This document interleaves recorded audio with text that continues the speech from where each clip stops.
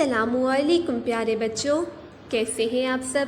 امید کرتی ہوں کہ آپ سب اللہ تعالیٰ کے فضل و کرم سے بخیر و عافیت ہوں گی اور کرونا وائرس سے محفوظ رہنے کے لیے اپنا بہت زیادہ خیال بھی رکھ رہے ہوں گے۔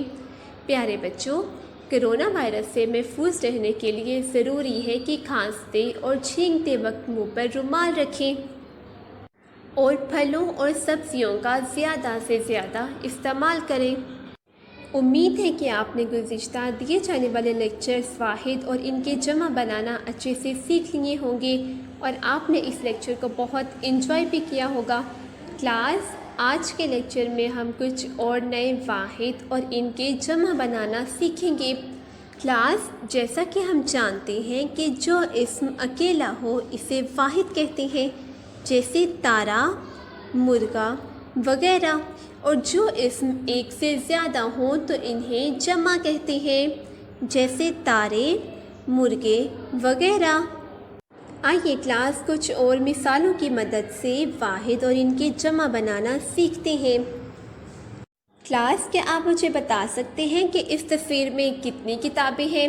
جی ہاں، یہاں پر تو صرف ایک کتاب ہے۔ ہم پڑھ چکے ہیں کہ جو اسم اکیلا ہو اسے واحد کہتے ہیں۔ کلاس، یہ ایک کتاب ہے تو یہ واحد ہے۔ اور کلاس، اس تصویر میں کتنی کتابیں ہیں؟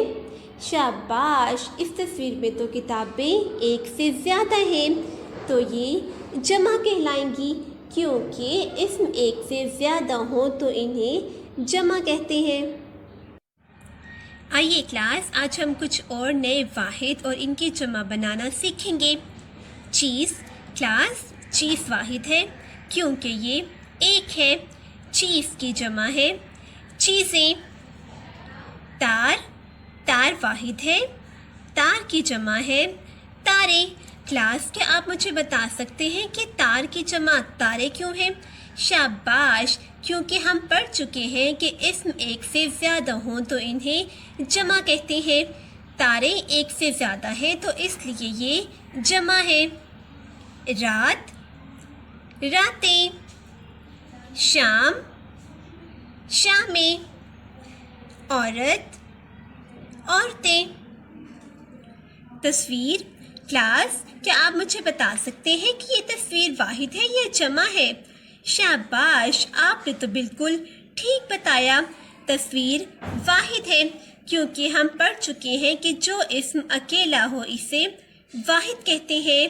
تصویر کی جمع ہے تصویریں۔ دوات، دواتیں۔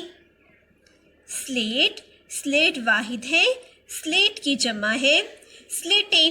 پیارے بچوں، ہم پڑھ چکے ہیں کہ کچھ اسموں کے آخر میں یہ لگانے سے وہ جمع بن جاتے ہیں، جیسے سلیٹ، سلیٹیں۔ شال، شال واحد ہے، شال کی جمع ہے شالیں، کیونکہ یہ ایک سے زیادہ ہے۔ نماز، نماز کی جمع ہے نمازیں۔ امید ہے کہ آپ نے آج کے لیکچر واحد اور ان کی جمع بنانا اچھے سے سیکھ لیے ہیں اور آپ نے اس لیکچر کو بہت انجوائے بھی کیا ہوگا۔ پیارے بچوں، یہ آپ کے لیے ہوم ٹاسک ہے کہ آپ نے واحد اور ان کے جمع بنانے کی پریکٹس کرنی ہے۔ اللہ حافظ۔